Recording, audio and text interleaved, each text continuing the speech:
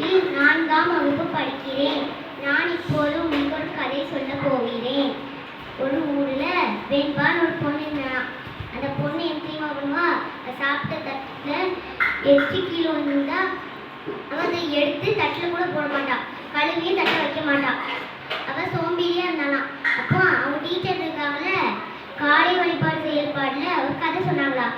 அப்போ மறுநாள் அவ எந்திரிச்சானா. அதே மாதிரி எந்திரிக்கும் போது அவ வேலையை அவளே செஞ்சுட்டாளாம்.